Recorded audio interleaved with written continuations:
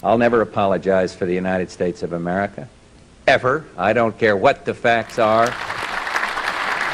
Why are we going to sit down and talk to these quote-unquote moderate rebels? Who are the truly moderate rebels? The search for the moderate rebel.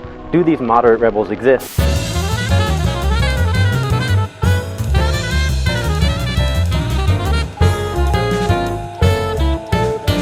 Moderate rebels. You are listening to Moderate Rebels. I am Ben Norton, here with Max Blumenthal. Today we have a very special episode. In fact, this is going to be the first part of 2 episodes, each of which is an hour long, in which we're discussing the politics in India and the rise of fascism with the renowned Indian activist Shehla Rashid Shora. Shehla is one of the most amazing people I have the privilege of knowing. She is well known not just in India, but really worldwide for leading the student movement and also for being a vociferous opponent of Hindutva, which is the far-right Hindu nationalist movement that is growing inside India. You know, Max and I report a lot on U.S. foreign policy, imperialism, the Middle East, Islamophobia, but unfortunately I think one of the issues we don't focus on enough is 1/5 of the entire planet, right? India itself as a country, which has 1.3 billion people, and then South Asia as a whole, which has another 500 million people. There are a lot of dangerous things happening politically right now in India that a lot of people in the US, even a lot of leftists who, keep track of foreign affairs, are not really privy to. And unfortunately, the US media is not really interested in reporting on what's happening inside India. But I think it's really relevant for Americans because what's happening here in our country with the rise of far-right racist movements, of hyper-nationalist movements, this is not just happening in the US and Europe. This is also really happening in strikingly similar ways inside India. And of course, the US government is a strong supporter of India.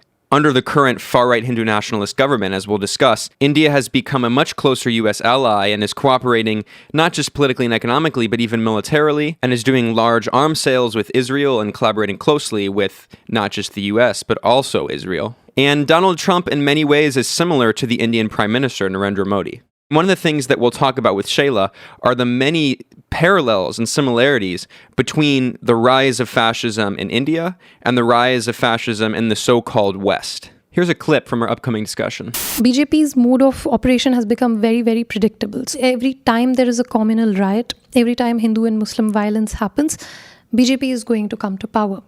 Now, this kind of thing works best in a time of economic crisis because it is in every government's interest, whether it's BJP government or Congress government, to take the focus away from real issues. So then we are talking about Hindu-Muslim violence and we are not talking about education, we are not talking about employment.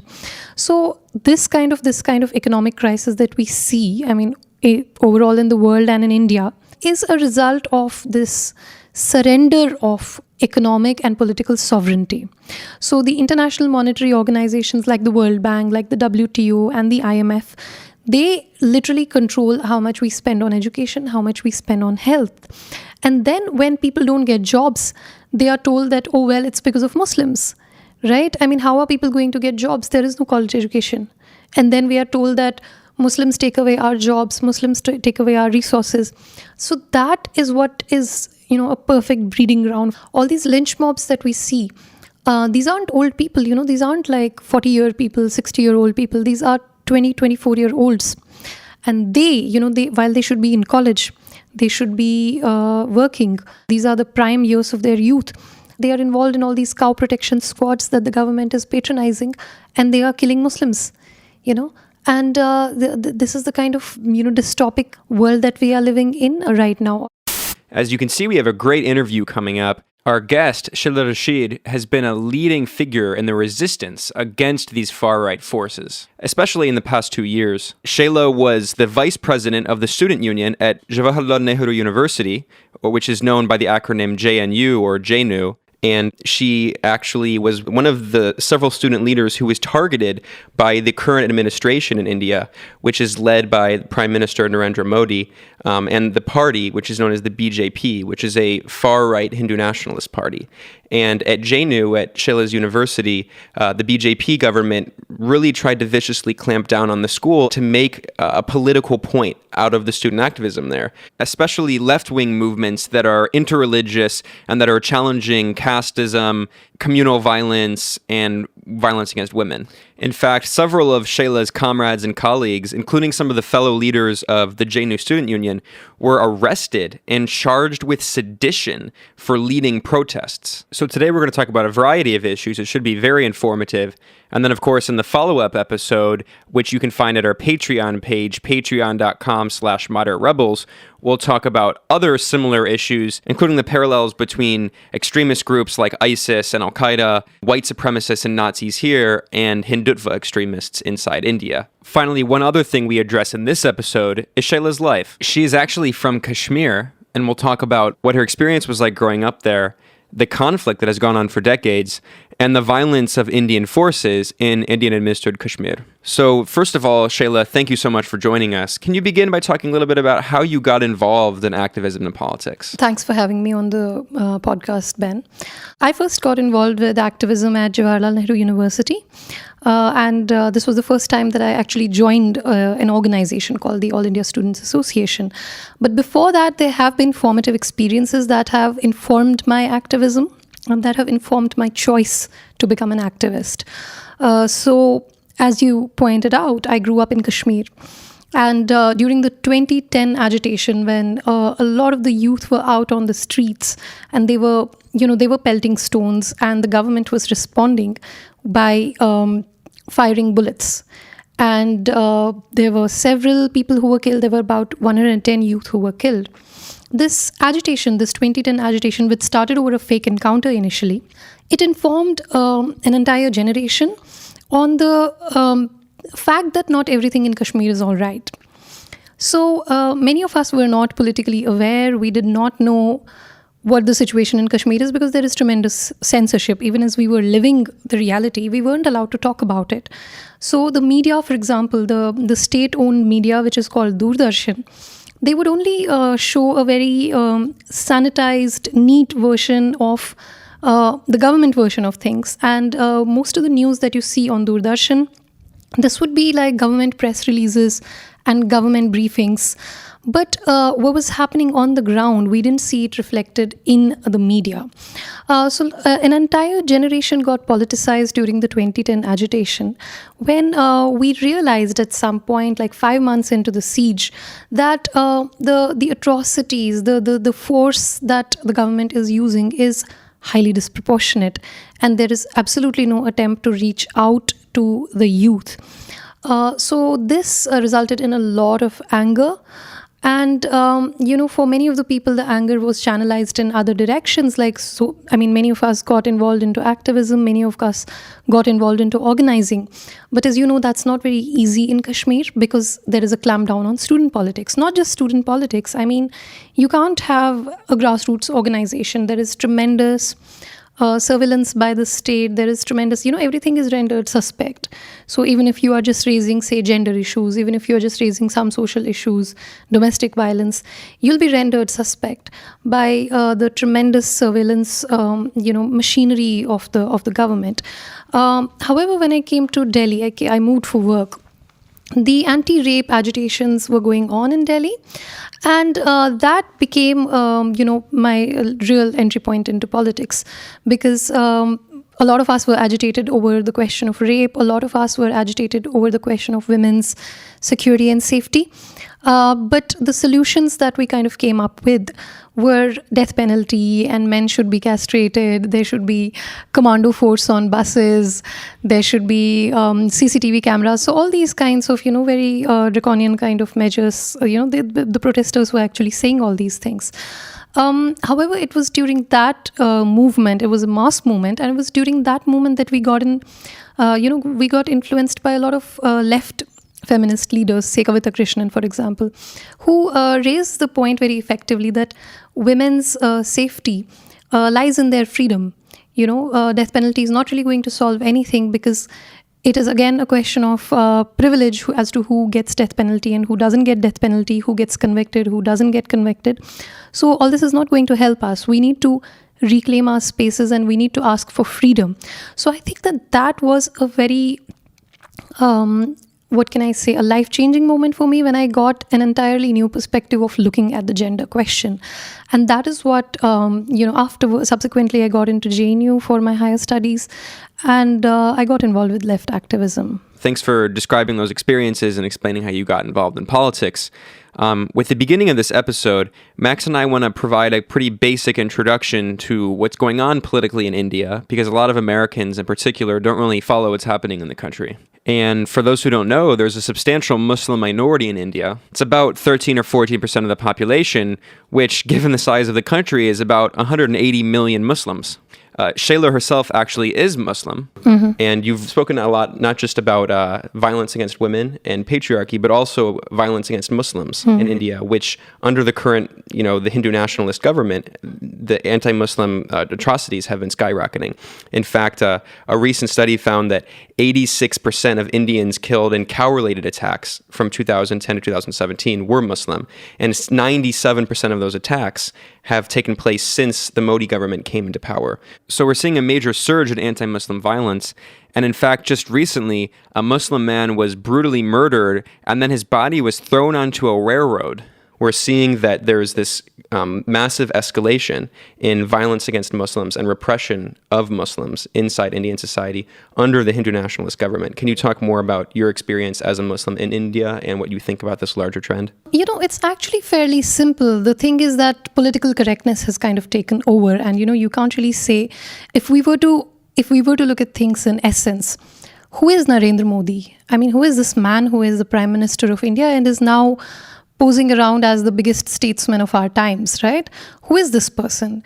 He was the chief minister of a state where he oversaw a pogrom of Muslims. This is Gujarat. Gujarat. And these are the 2002 attacks. Yes. During 2002, Narendra Modi was the chief minister of Gujarat, and he oversaw a massacre of Muslims. And, it's not as if the state did not have any involvement in that massacre. The police were firing from the side of the riot mobs, not from the side of the victims. Modi's minister, Maya Kodnani, she is convicted. She has been convicted for her role in the riots. And, we are often told that Modi is a great administrator. This is the kind of image that is built around all these fascist leaders, that they are strong leaders, right? What does this mean? What does this, whole image of strong leader translate into? For 3 days straight, there was a massacre of Muslims going on under Mr. Narendra Modi, and he didn't know about it. Either he knew about it and he's complicit, or he didn't know about it and he's completely inefficient then, right? So these things are never talked about. I mean, to now say that Narendra Modi should curb all these elements, Narendra Modi should rein in, the government is not doing enough to curb cow vigilantism, not doing enough to curb lynchings. How is the government? I mean, I don't expect that of this government. This was Narendra Modi's claim to fame. This was his claim. I mean, after the Gujarat riots, when he was targeted, he made it a question of Gujarati pride. We weren't really targeting Gujaratis. We were saying that the government is complicit in this massacre of Muslims. But he turned it into a question of Gujarati pride, and he rallied the Gujaratis, the people of his state, to say that, oh, well, we are being defamed. And let's march together. And he held a rally called Gujarat Gaurav, which means Gujarat Pride Rally. So after the massacre of Muslims, there was a Gujarat Pride Rally that Narendra Modi held, right? And so after that, he was voted to power as the Prime Minister of the country. So he has ridden the Hindutva wave, and he is the one who has consolidated it. So it's not as if the Hindutva wave has not been raked up earlier in history. The Babri Masjid demolition, for example, I mean, BJP, the Bharatiya Janata Party of which Narendra Modi is a member, the BJP, the ruling party of India, its claim to fame is that it demolished a mosque called the Babri Masjid. And even at that time, the BJP tried to, cash in upon this and form a government at the center, but they have never been able to form such a stable government. So Narendra Modi right now, he represents a consolidation of the Hindutva fanaticism. And right now we see, these lynch mobs running amok, and no one is punished, even in all these cases, including the case that you just mentioned, the Umar Khan case. The police have not, all these people have been murdered, but the police has not booked the murderers. They booked the victims instead, for the crime of having allegedly killed cows, etc. So the cases are not filed against the criminals, the cases are filed against the victims.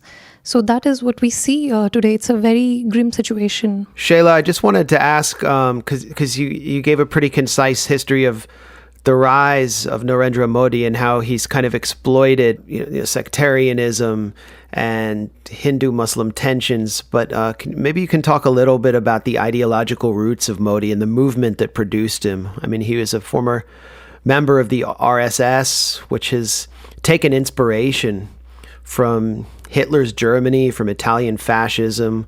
Their street mobs are largely responsible for the kind of cow-related violence, these cow vigilantes. But talk about the rise of this movement against the backdrop of Hindutva, and what factors do you think have led to the popularity of this sensibility, this sectarian sensibility? So these days in India, we often joke about how the Prime Minister is going to put us into gas chambers. This has become... Whoa, wait. You joke about being put into gas chambers? I mean, this is a running joke in Delhi these days, for example. Among activists? Among activists, yes. What? That's dark. That's dark, but it's kind of like a reflection on what this is being perceived as. And while we wait for gas chambers to be set up, oh my God, these will never be set up, because the lynch mobs are the gas chambers that characterize the particular brand of fascism that we see in India. So in one sense, it is very similar to Nazi Germany. They take inspiration from Italian fascists. The symbolism is too obvious to miss that is true. But if there were to be a genocide in India, I mean, there's an ongoing genocide in one sense, right? Muslims and Dalits, they are being killed every day. But if there were to be like a mass genocide in India, it would be less like Hitler's Germany, and it would be more like the Rwandan Tutsi genocide. And partially these lynch mobs, I mean, they are fascist mobs, first of all, because they are being mobilized without any direct orders from the Prime Minister. So, for example, when Junaid, the 15-year-old boy, was lynched on a train simply for being Muslim, there was no involvement of beef. Now it's not even beef that is required, right? So first you need an excuse. First, beef is the excuse to demonize a whole community. But Junaid did not have any beef on him. He was just a Muslim, and that is why he was killed. And the people around him, these people were just passengers on a train. I mean, they were not sent there as targeted killers, no. And they were saying things like, oh, well, he's a Muslim, he should be killed. These people are anti-national. These people eat beef. They are Pakistani. He should be killed. Well, you said something specific. You said anti-national. Yes. And this is a common insult that is used and designation by the state. It's a kind of like state-backed form of repression that other people then use to justify this repression. And you've been targeted by it as well. It has become a code word for anyone who doesn't fit the government's imagination of what an ideal citizen should be like. An ideal citizen should be obedient to the government, should be upper caste Hindu male preferably, should not have any dissenting views. So anyone who doesn't fit that description is basically called as anti-national. So journalists... This was what was used to prosecute JNU leadership, the student union leadership, in February 2016 on sedition charges, right? I mean, in all the press reports I read about it, they say that there were anti-Indian or anti-national protests. Yes. Well, explain the criteria for defining anti-Indian or anti-national? So this label of anti-national is used against any journalist, any activist, any person in general who does not support Narendra Modi unconditionally. So the criterion is that you have to support Narendra Modi's murderous regime unconditionally. And unless if you question that, if you question any of his economic policies, if you question any of his social policies, you'll be called anti-national. I mean, it is just as simple as that. And some people, whether they question or they don't question, by their very identity, they are termed anti-national. So a Kashmiri or a Muslim or any woman journalist who talks against Narendra Modi, anyone who criticizes Narendra Modi's economic policies, everyone is called anti-national. And now it's actually, this is becoming quite funny because now the government's own supporters are turning around and criticizing them on their policies like demonetization, the cash ban. So the government's own supporters, the government's own trade union, BJP's own trade union, has begun to attack it over demonetization. Internally, you often get to hear that in internal BJP meetings, some party leaders are questioning policies like demonetization, like GST. So that's why, the whole thing is becoming quite funny now, because how far can they stretch this label of anti-national? It's not sustainable. So it's not sustainable. So it has also become like a joke now, So whenever a ruling party member says something against the government, so then we use the opportunity to also joke about it and say, oh, well, it's anti-national. It's anti-national. Max also mentioned a very important point about BJP, and that is that it's very closely tied to the RSS, which for listeners is a far-right Hindu nationalist paramilitary organization. And this is not just a civil society organization. This is a militarized paramilitary. And Modi himself comes from the RSS. And for those who don't know, as Max mentioned, the RSS historically has cited classical Nazi and fascist writings as influences.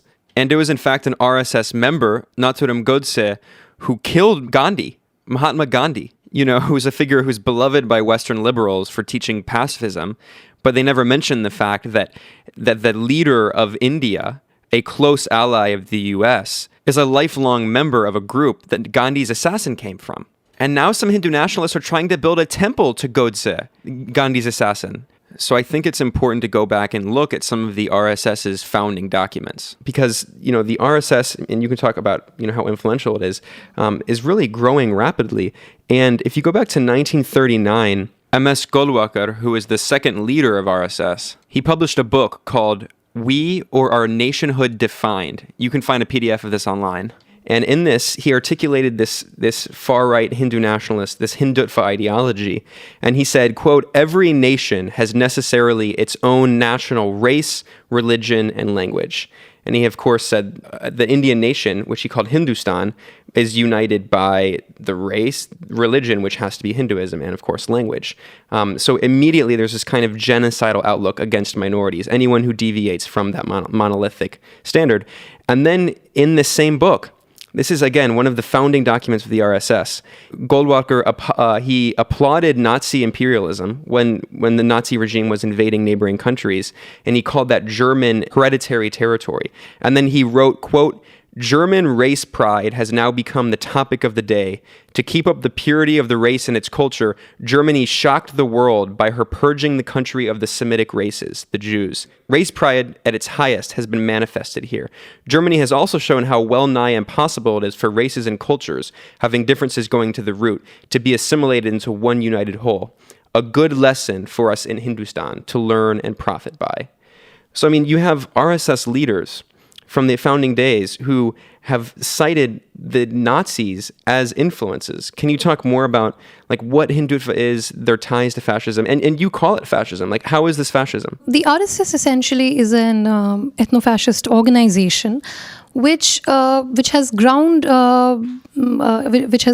reach. They are there in neighborhoods, they are there in villages, so it's become a mass organization. Pretty much the only mass organization with such tremendous reach right now, which explains why Modi has been able to consolidate such a crony capitalist regime, which represents a very minor part of the population.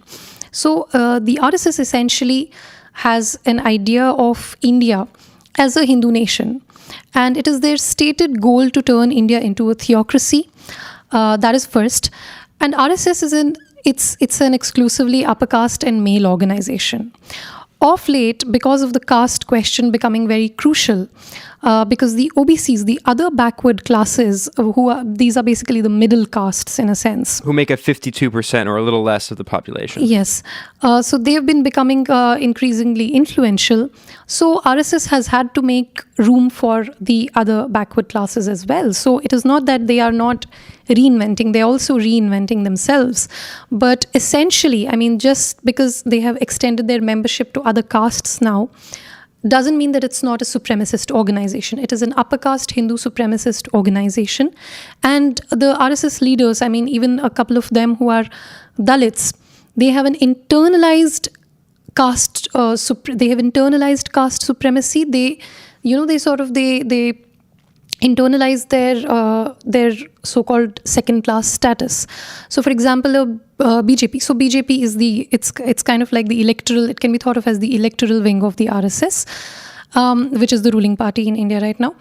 So a BJP member, when he was contesting elections in Uttar Pradesh, he's from the Dalit caste, the so-called lower caste. And when he goes to the houses of the upper caste people, I mean, he has internalized the caste supremacy so much, he takes his own glass and plate, because he cannot use the glasses and plates at the houses of upper caste people. So this is like caste apathy. And they have internalized it. So it is essentially a supremacist organization. I mean, upper caste Hindu male supremacist organization. Now, what it has done is it has fashioned itself after the Italian and the German fascists. They have these morning assemblies where they have the fascist salute, and they are indoctrinated to hate Muslims. They are indoctrinated to hate outsiders. See, the rhetoric often won't be as outright as kill Muslims or kill Christians. It may not be as outright, but there are metaphors that are used. So, for example, Pakistani is often a metaphor that is used for Muslims, basically. So the hatred is not just against the neighboring country of Pakistan, but against Indian Muslims as well. So when they say that Muslims look like demons, they say that Christians look like demons. Sometimes these things get reflected in their mainstream as well. So this doesn't remain confined to the fringe. So a minister in the Modi government, Sadhvi Niranjan Jyoti, she once said that this election is a battle between sons of Ram, which is basically Hindus, and bastards, which means Muslims and Christians. So these things do get reflected at times. So the RSS doesn't have female membership, right? So it is just a male organization, and that misogyny reflects in the mindset. So when we see members of the RSS on social media abusing women, giving rape threats to women journalists, women activists, this misogyny does reflect.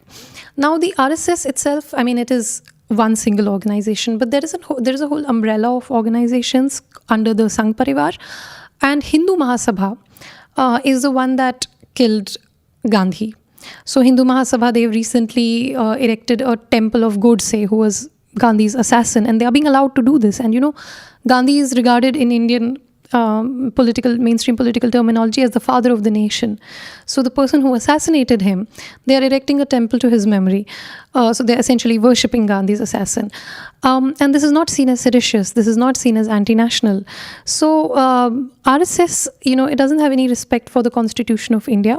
Their stated goal is to turn India into a theocracy, basically, and to do away with the Constitution. Yeah, I mean, it's essentially what ISIS wants.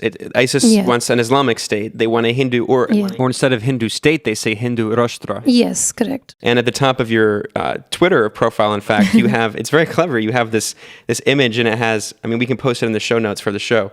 It has on one side, on the left, it says, ISIS or Islamic State. And on the right side, it says Hindu Rashtra or Hindu state. Yeah. A lot of the kind of indoctrination mills of the RSS reminded me of the Christian right in the U.S., which I covered for several years. There are private Christian schools, mega churches, and even Christian summer camps where children as young as 7 years old are drilled with the idea that America is a Christian nation, and that it essentially belongs to Christians over every other religion, and that separation of church and state is sort of an abomination against God. The RSS has set up the Durga Vahimi for women, I think 18 to 35, where they're drilled in these kind of military tactics, and they have a similar thing for young men.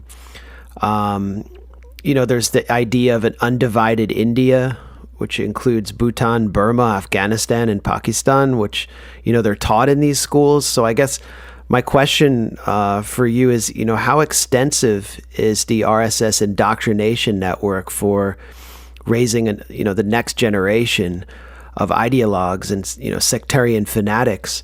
Is it maybe, even more extensive than the apparatus that the Christian right has set up in the U.S. or, which the Zionist settler movement has set up in the occupied West Bank. I mean, how pernicious is it and prolific? Well, what has happened is that RSS essentially has exploited the absence or the downfall of public institutions. Yeah. So, for example, disaster response. Indian government's disaster response is a disaster. It's pretty much a disaster. So, in situations where an earthquake or a flood hits, the RSS is, they will jump in and they will do some relief work, and then they will have exaggerated claims of how much good work they have done. And that is what creates room for these organizations. This is very interesting because there's this concept that was popularized by Naomi Klein of disaster capitalism, where in moments of crisis, in moments of natural disaster and drastic political changes, politicians and powerful interests will use these disastrous moments to push through right-wing capitalist programs, policies, reforms, etc. In this case, however, you're not really talking about disaster capitalism, you're talking about disaster fascism. Fascist groups exploiting these natural disasters and other incidents to push for their own hyper-far-right politics. Yeah. Similarly, schools. Now, with with India's handshake with neoliberalism in the 1990s, whatever little spending that we had on education, that is also now, that is by the World Bank's whip, that has been ended. And there is virtually no spending on public education right now. And education is it has become a business. It has been privatized.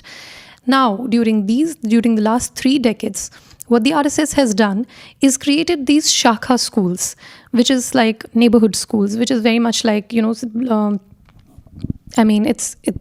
are basically indoctrination camps where young children, they are being taught a very distorted version of history. So, for example, RSS has had no role in the independence movement, right? So they have in fact sided with the British rulers, and it was communists, it was Muslims who were fighting against the British rulers at that time. So they are trying to reappropriate the communist leaders such as Bhagat Singh. He was hanged by the British. They are trying to reappropriate him as a Hindutva icon. He was not a Hindutva icon, he was a communist. And he was a communist Sikh. He wasn't Hindu. Yes, not Hindu. So they are also trying to wipe out any kind of mention of Muslim freedom fighters. So Muslims have led the struggle, say Bahadur Shah Zafar, people like Ashfaqullah Khan, he was hanged by the British. So they are trying to erase this part of the history. And the training camps, these are pretty ridiculous, but it's also pretty serious. So for women, they have something called the Durga Vahini camps, where young girls, like as old as 8 years, 13-year-old girls, they are sent to these camps, and all this happens in the name of self-defense. So apparently the girls are being taught self-defense, but they're really being taught how to shoot weapons and how to make bombs, etc. So making explosives is, it is often, these things are often taught covertly in all these shakhas and all these institutions and all these fascist camps, kind of whatever they have set up. And you will often hear news of an RSS man or a BJP man making a bomb. So recently in Kerala, there was this RSS man, he was making a bomb in his house, and the bomb just went off and it blew up, and that's how he was caught. So all this is happening at a very organized level. Well, I thought only Muslims committed acts of terror. Yeah. You're telling me that a Hindu person was making a bomb in their home and it blew up. This is impossible. Well, the RSS terror networks are actually quite extensive, and they teach these young children, as you correctly pointed out, to use knives and swords. And the explanations are often hilarious. Say if they are questioned about this, that why are you teaching young people to use swords and knives? So they will say, oh, well, we are training them against ISIS. So if ISIS were to come with all its sophisticated machinery, ISIS is going to invade India. Yeah. So clearly this is a joke, because if ISIS were to hit with all its sophisticated machinery, it can't be fought back by RSS people using swords. So clearly this training, this arms training, sword training, this is not against ISIS. This is against Muslims. This is these people are being trained to attack people during riots and during lynch mobs, not attack foreign powers. that's a hilarious cover that they use to, mask their activities in a sense. Yeah, and Shehla, you mentioned something that I think is really important to understand in terms of the rise of Hindutva, of this far-right Hindu nationalist movement, because this does not go back to the beginning of Indian independence.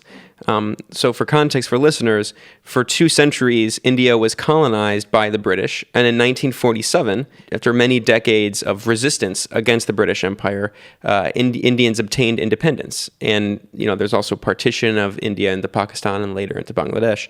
But at that time, Hindu nationalism was not a significant force. It was minor. And as you mentioned, it did not lead the resistance against British colonialism. It wasn't really until the 1990s that Hindutva in the modern form began, increasing and growing in significance.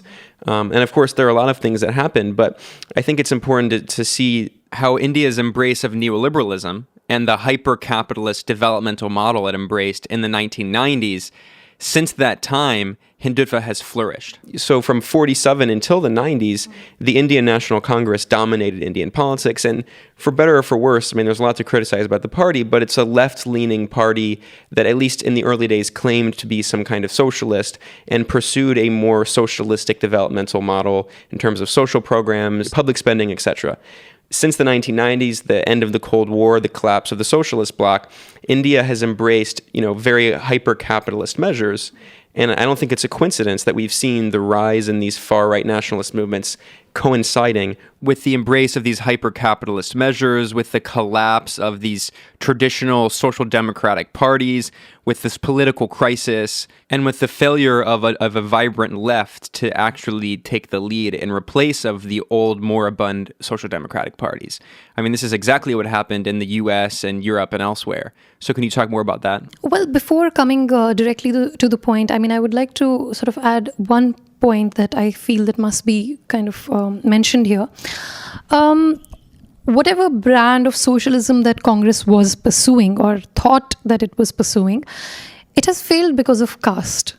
Caste is a form of, caste is violence. Caste, it's a form of social hierarchy, but it is violence, it is fascism, it is nepotism, it is corruption. Caste is corruption. Now, why has socialism failed in India? Because, why did we have to embrace the neoliberal reforms at all? Because what was being done in the name of socialism wasn't really socialism. There was always caste and people who were, so there was licensing, there was something called the license Raj. So people had to obtain licenses to be able to do business, etc. Now, who are these people who would get the licenses? Those who already have enough social capital, etc. So this was the reason. The history of socialism also in India has not been it's not a golden period by any means. Yeah, again, this is so reminiscent of what happened in the US, where one of the major problems, if not the major problem facing the socialist movement in this country for 100 years and beyond is the issue of white supremacy and race. And you have all these social democratic and socialist parties, the anti-communist ones, that are like, well, we can wait until after we implement socialism to deal with racism, as if these things are independent and as if they're chronological, as if you can create socialism without dealing with these fundamental inequalities that are structural. And, this is an issue that's been going on for a long time, and it's still a big issue in a lot of these social democratic groups. So absolutely, I think the parallel is really universal. White supremacy here, caste in India. Now the embrace with neoliberalism, it will again fail because of precisely the same reason, because you have caste. And now you have communalism too. Now Muslims have become the new untouchables in a sense. And this is precisely why capitalism will fail, because capitalism, for free market, all of this, for its promise of free market, there is no free market. There's going to be crony capitalism, there's going to be caste nepotism, there's going to be, there's never really going to be equal opportunity, because a significant part of the population, the lower castes, which also includes Muslims, because a lot of the Muslims are also lower caste, they form the bulk of the poor population. And in this moment of economic crisis, when most of the population doesn't understand economics, when illiteracy is so high, when people don't have college education, it is very easy to mobilize these masses against one another. Muslims have to be told that your woes are because you are living in a Hindu majority nation, right? And Hindus have to be told that your woes are, you're not doing well because there are so many Muslims who are sucking on our resources. So this is what has been used to fan the communal violence in India. BJP particularly, BJP's mode of operation has become very, very predictable. So it is now very predictable. Every time there is a communal riot, every time Hindu and Muslim violence happens, BJP is going to come to power. Now, this kind of thing works best in a time of economic crisis because it is in every government's interest, whether it's BJP government or Congress government, to take the focus away from real issues. So then we are talking about Hindu-Muslim violence and we are not talking about education. We are not talking about employment. So this kind of economic crisis that we see, overall in the world and in India, is a result of, it is a result of this surrender of economic and political sovereignty. So the international monetary organizations like the World Bank, like the WTO and the IMF, they literally control how much we spend on education, how much we spend on health.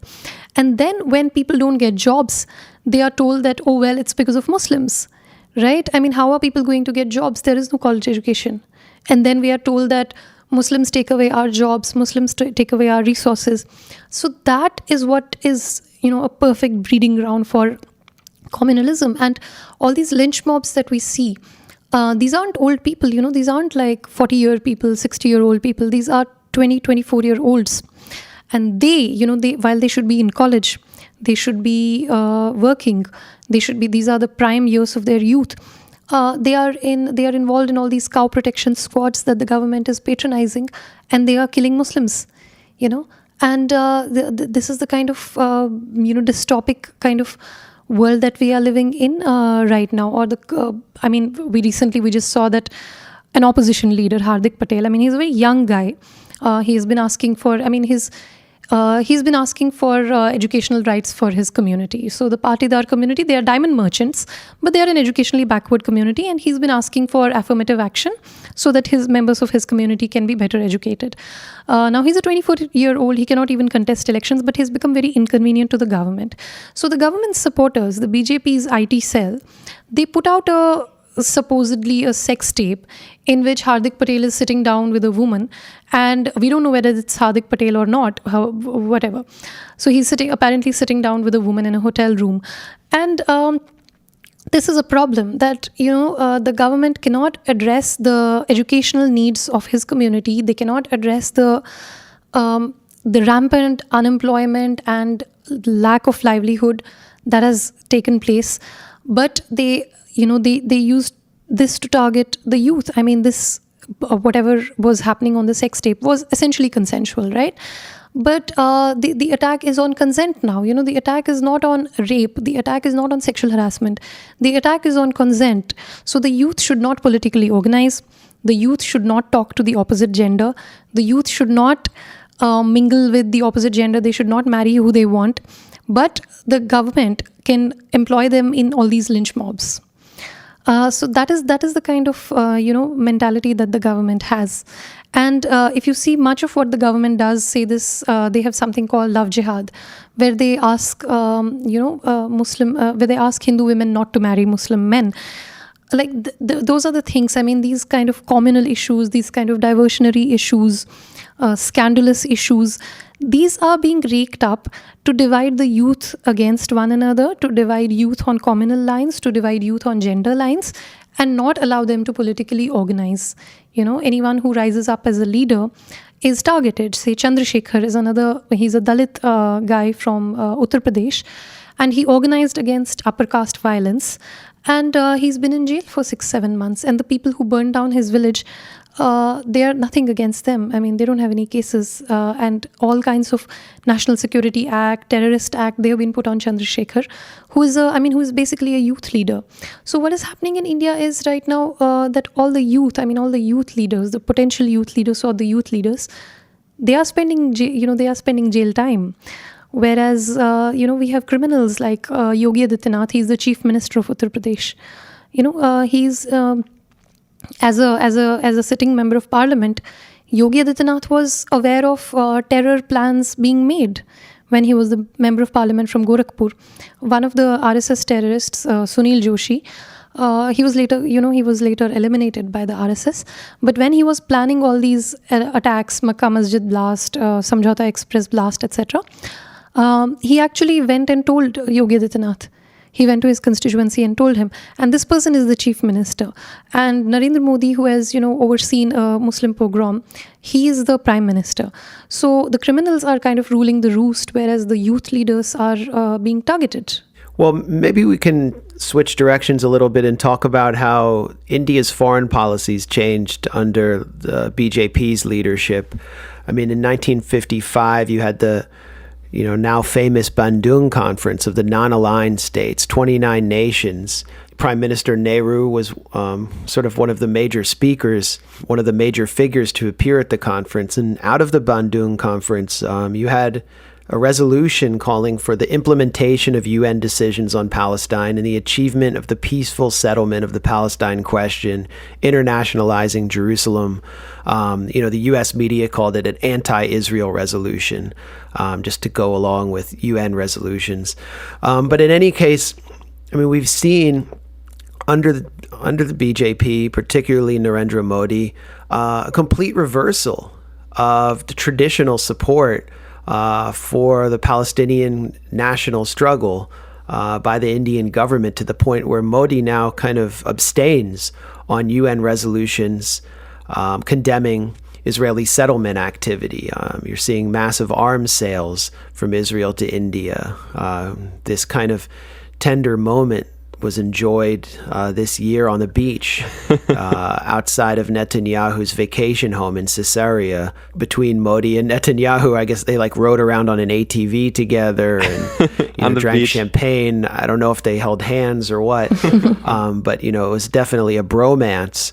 I think this speaks to the ideology at the base of the BJP, within the RSS, which admires not only Italian fascism and German fascism, but also Zionism. Yeah. So maybe you can just address how India's foreign policy has changed, how it's sort of abandoned the legacy of Bandung. So I'm not an uncritical supporter of Nehru, but one of the things that I really admire about Nehru's policy, I mean, that kind of established him as a real statesman, was the non-aligned, was his decision to stay non-aligned, and that would have been the best thing for India to do. It was quite admirable that under Nehru we did not get drawn into the Cold War. And we maintained a kind of independent voice. And this is especially helpful at these international fora where the third world nations, where the developing nations, I mean, these developing nations under the leadership of, or under the, joint leadership of some of these powerful third world nations, could have found a voice which could have resisted the first world dominated global world order.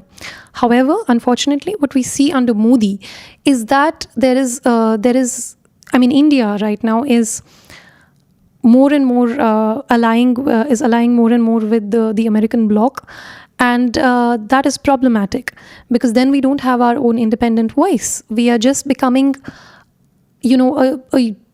a kind of the way Pakistan was reduced to an airbase, an American airbase in the region. We don't want to be reduced to that. And unfortunately, that is happening. I mean, China in the neighborhood is America's big anxiety. But, America doesn't have much stake there because, Americans don't have to live in that region. We have to live in that region. And America right now is trying to get, these tensions between India and China escalated by drawing India more and more toward the American bloc. And that is a problem, because peace and security in that region cannot be ensured by having these two these two great powers at war or at tension with one another. Similarly, the American foreign policy on Israel is now influencing India's foreign policy on Israel, and that has never been the case. I mean, India has always had a principled and independent stance on Israel-Palestine conflict. And what we see under Modi is terribly unfortunate. The Israel-Palestine conflict has never actually been seen as a Muslim issue, quote unquote. It has never been seen as that. So you would even have people who would not necessarily support, say, Kashmir's separation from India, but they would have a different stance on Israel-Palestine. They didn't necessarily see it as a Muslim issue. However, what is happening right now is that this global brotherhood kind of thing between Trump and Netanyahu and Modi, the common driving force for all of this seems to be an anti-Muslim hatred, which is very, very deep-seated and which is now coming to the surface. So Palestine is being shown as a Muslim issue. The Rohingya issue is being shown as a Muslim issue. And you can see that even on social media, the trolls that kind of support the Burmese army, the trolls that the propagandists of Israel, the propagandists for Trump, and the propagandists for Modi, they all ally in driving a common kind of narrative that Muslims are terrorists. Now, Rohingyas are being shown as terrorists, and the Indian media are playing along. I mean, the Burmese army's version of, Rohingyas being a security threat, that is being played without any verification, without any qualification by the Indian media. Similarly, the Indian media celebrated, they just went berserk, celebrating the bromance, as you call it, between Bibi and Modi. And it was all over Indian media, it was all over social media. Similarly, the same kind of forces, you see them ally when Trump put a ban on Trump's Muslim ban. It was being celebrated by fascists back home.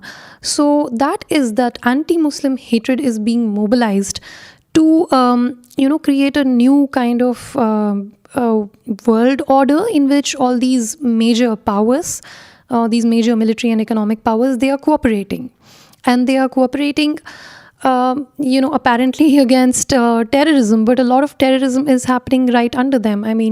What Modi is doing, for example, in India right now, that is, had India been a socialist or an Islamist country, it would have been called terrorism by now. The U.S. would bomb it and bring it democracy, as you joked. Yeah, the U.S. would have brought democracy by now. And Aung San Suu Kyi's government, what it is doing with the Rohingyas, that could be very easily called terrorism had the two variables on the equation been overturned, had they been the other way around. There's a very difficult situation ahead of us right now. I think it's very interesting to look at some of the more recent texts that have been written. Achin Vinayak is a former professor at the University of Delhi, and he just recently published a book I've been reading that covers a lot of these issues. It's called The Rise of Hindu Authoritarianism. And in the book, he makes an interesting point, and I'm interested in your thoughts on it, because I think it's really related to what you just said, about the war on terror, and how after 9/11, of course, the U.S. declares this unwinnable imperial war, and it's used to justify conquest throughout the world in the name of supposedly fighting terrorism. We have the authorization of the U.S. military force, which provides a blank check to wage war in a dozen countries, and of course, the executive branch doesn't actually declare war. The U.S. just wages war there anyway. But Vinayak makes a really interesting point. He argues that under BJP, India has used the war on terror and the rhetoric surrounding it to justify some of its own draconian policies.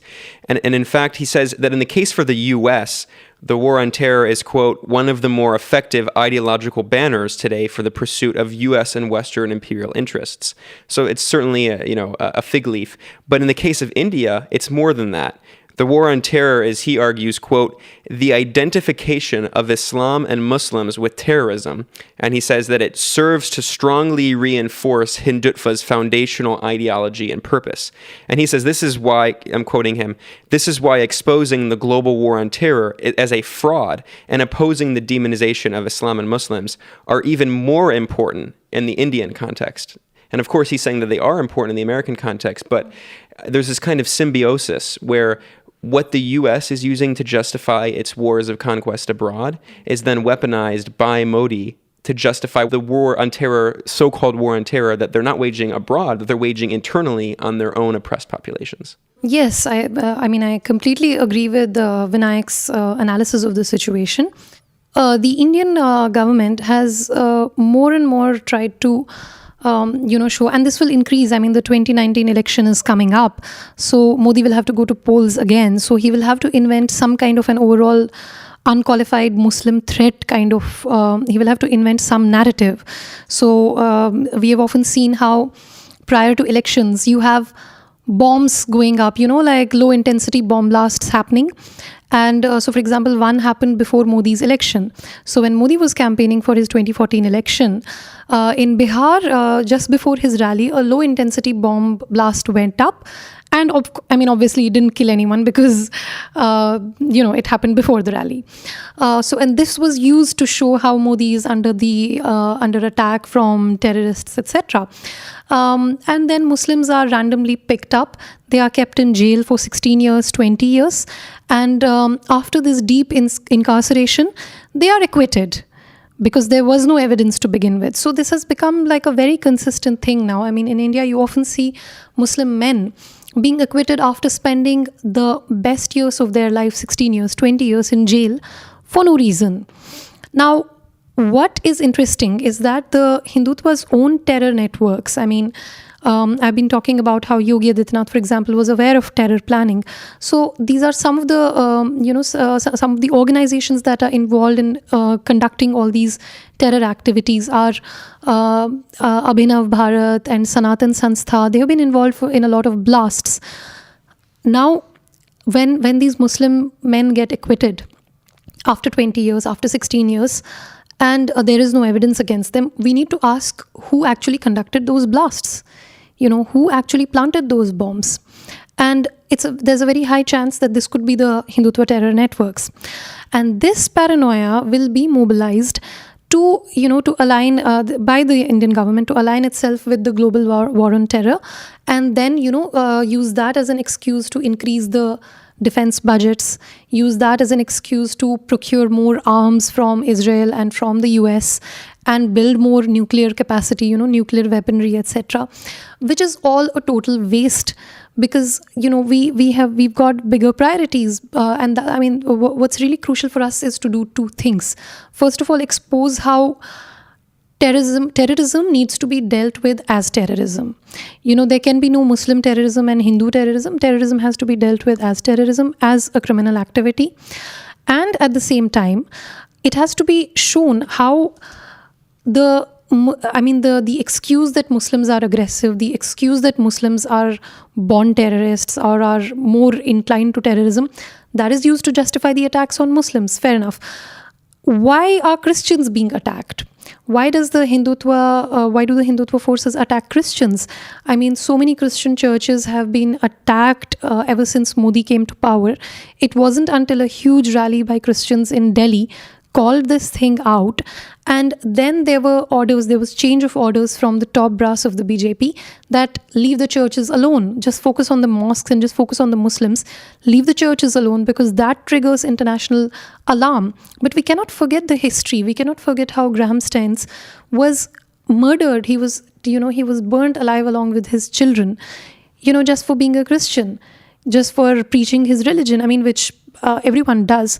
So he was burnt alive, just for preaching his religion.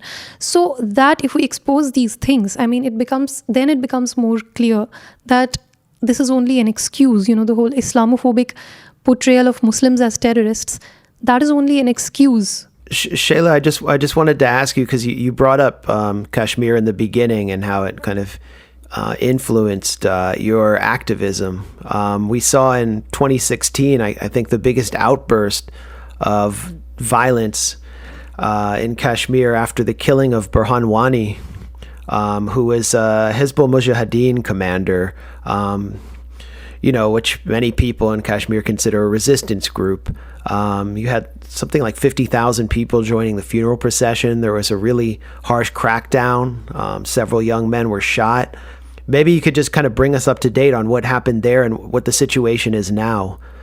And then maybe address some of the roots of the crisis? Well, the Kashmir situation right now is pretty much beyond anyone's comprehension, is what I feel. No one, I mean, least of all the government, but not even the separatist leadership has a clear understanding of what is happening.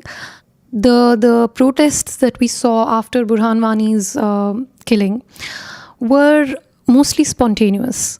It wasn't a single organization. So when I grew up, Hurriyat call used to mean school holiday, because a call by Hurriyat, even though we were children, we didn't really understand anything, but it was something that had to be obeyed. And we would, as kids, we would get very excited when we heard Hurriyat has given a call because we didn't understand any politics. But we understand that when it's Hurriyat's call, you have to shut down. But right now, the protests that we see, I mean, they are mostly spontaneous, I mean, which can be thought of as a good thing or a bad thing, because the situation in Kashmir is beyond anyone's control. No one really has a grasp on the situation. And now no one can really predict when things will go bad, when the next spate of protests will begin. What has also changed, I mean, it's not as if the Congress governments had any different stance on Kashmir. I mean, they were just as bad. But what has changed right now is that the BJP government, I mean, they're not interested in any talks. So the Congress government, often what it would do is after 3 months, after 5 months of disproportionate use of force, they would initiate talks with the people. But this government just doesn't believe in talking to the people. I mean, it has, forget the separatist leadership, forget the people, not even the elected chief minister of the state, Mehbooba Mufti. I mean, even she is regularly snubbed by the home minister. She is regularly snubbed by the prime minister. And that is very dangerous, because on the one hand, the government keeps saying, let's have elections. Elections are the genuine voice of the people. Elections are the mandate. But here, an elected chief minister, who, by the way, is in coalition with the BJP. She's in coalition with the ruling party in the center. And she's not being heard. Then this whole promise of democracy, this whole promise of mainstream, that come to the mainstream. What happens when you come to the mainstream? I mean, you are not even hearing what the elected chief minister has to say. I mean, not that she has anything radical to say, but it's a question of process. And people are losing faith more and more in the electoral process. And it's very unfortunate that in the last by-election, I mean, the voting percentage was like 7%, which is nothing. Even in that 7%, a voter was tied to the front of a jeep and then paraded through some 25 villages, and he was humiliated so much. He was used as a human shield by the Indian army. And then the person who ordered that he be used as a human shield, General Gogoi, he's a celebrated soldier now. He was actually given an award by the Indian government. Now, a voter who is willing to join the mainstream, who is willing to participate in the electoral process by casting his vote, he is tied to the front of a jeep and paraded through 25 villages. Then, with what authority is the government going to go there next time and say, please join the mainstream, please join the electoral process? I mean, we are looking at a very, very dark situation. And, the point that we need to keep in mind is that BJP does not want peace in Kashmir. BJP does not want any kind of reconciliation. In fact, BJP will want another round of violence to happen in Kashmir before the 2019 election, because they use that as a polarizing point in the rest of India. I mean, Kashmir, they're not interested electorally in Kashmir. They are interested in the rest of India. And any kind of unrest in India will be mobilized in other states. So they will use it in their rallies. They will use it in their speeches and, polarize the rest of the population against Kashmir and against Muslims. I mean, Kashmir also becomes a metaphor for Muslims. So that is how they will sort of unite their constituency. Tying back earlier to the issue of Israel-Palestine, one of the things Max and I are very interested in, especially because we report a lot on Israel-Palestine, are the parallels between what India has done in Kashmir and what Israel has done in Palestine. Israel was founded on ethnic cleansing. It was founded on, mass expulsion of the Palestinians in the years 47 and 48. And of course, India was partitioned in 47, and the crisis in Kashmir began around the same time period. And what's interesting is how now, in the wake of 9/11 and the so-called war on terror, the issue, like you said, of Kashmir has become an issue of the so-called war on terror. It's an issue of Muslims and not an issue of oppression, not an issue of military occupation. Could you are you able to talk about those parallels? I'm aware that these parallels are often drawn. People do talk about how Palestine issue and Kashmir issue, these are similar. But if I were to be honest with you, I personally don't find the parallels very easy to relate with, frankly, because it may be just because I know very little about Palestine. I have never been there. I'm not keeping track of the the way people are organizing or the way the struggle has gone forward. But when I look at the history of Kashmir, what do I relate with? I don't necessarily think of it as Palestinian intifada, honestly. And I'm speaking for myself. I'm not necessarily speaking for people on the ground. I'm not involved in the movement on ground. I may be just speaking for myself. Kashmir was, if we go back to 1930, not even to 1947, because the colonial oppression, that is one thing that was going on. But even before 1947, before India and Pakistan got independence, there was a workers' movement in Kashmir, which is what my ancestors who were part of the working class, they were part of it. The shawl weavers, the carpenters, the ironsmiths, all the artisans, they were part of this. They were so oppressed. They were so they were like nearly enslaved, and they rose up under the leadership of Sheikh Abdullah, who I believe, historically, he's the only mass leader that we have had. They organized and they demanded wages and they demanded fair treatment, etc. And this workers' movement, this kind of socialist organizing, this actually carried over onto 1947. And from 1947 to 1953, Sheikh Abdullah was the Prime Minister of Kashmir. So we had, some kind of regional autonomy till then. So we had a Prime Minister and not a Chief Minister. The other states had Chief Ministers. We had a Prime Minister. However, and in that period, Sheikh Abdullah implemented the most radical land reforms, the most radical educational reforms. And it is because of that Kashmir still doesn't have the kind of rampant inequality, the murderous kind of inequality that you see in the rest of India.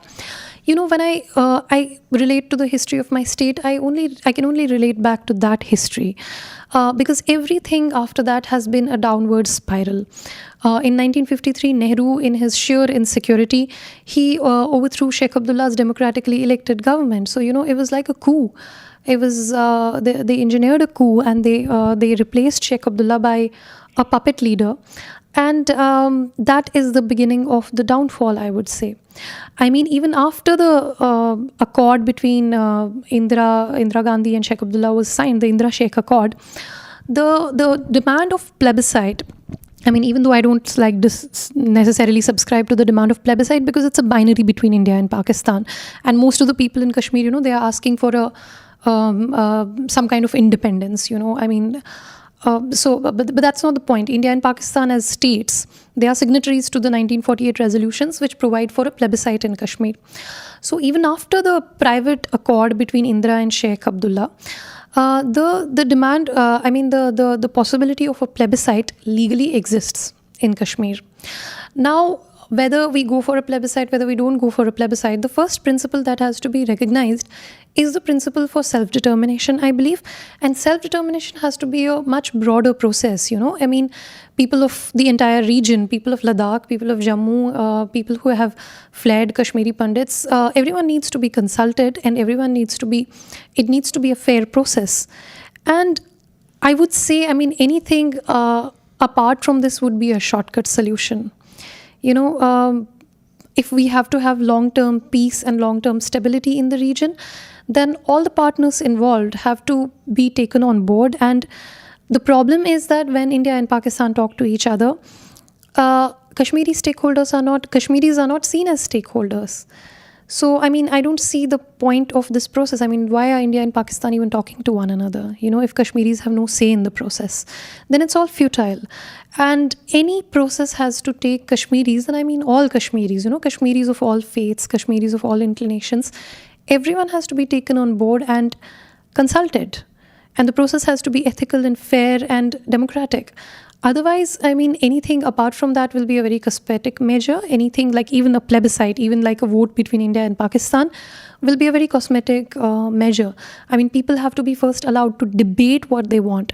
Because many people ask me, what is your stance on Kashmir? I don't know, because I've never been allowed to debate. When are we ever allowed to talk about it? I will talk to my family. I'm not even allowed to talk to my family, about it. The censorship is so deep-rooted. It is so entrenched. I'm not allowed to talk to my friends about it. Maybe they'll make a good point that will convince me. Maybe I'll make a good point that will convince them. When have we ever had a debate?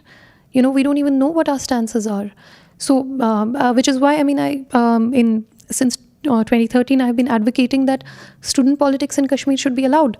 People should be allowed, young people who have a stake in this region. We should be allowed to talk. We are not saying that give us the right to take up arms. We are not saying give us the right to hold a plebiscite right now, but allow us to debate. I mean, at least debating should be allowed. We're not going to change anything by a debate, but at least we are going to be able to talk and clarify our own stances. So even that is not allowed, Well, on that note, we're out of time. So thank you so much, Shehla. That was a really great, interesting discussion. We hit a lot of different subjects. For listeners, we recorded another hour-long discussion with Shehla in which we address many of these topics in greater detail, especially the parallels between fascism in the US, Europe, Israel, and India. You'll be able to find that later at our Patreon page. That is patreon.com/moderate rebels. Shehla, thanks for joining us. This is definitely one of our most informative shows. Thank you. Thanks again, Shehla. All right, be in touch. Thanks for listening to Moderate Rebels. As always, we will have show notes for our episode, and our website is moderaterebelsradio.com. If you would like to support what we're doing here at Moderate Rebels, and if you'd like to gain access to exclusive content, please consider subscribing at our Patreon page. That is patreon.com/moderate rebels. And of course, we're on social media. We're on Twitter at Moderate Radio, and we're on Facebook at Moderate Rebels Radio. Thanks for listening.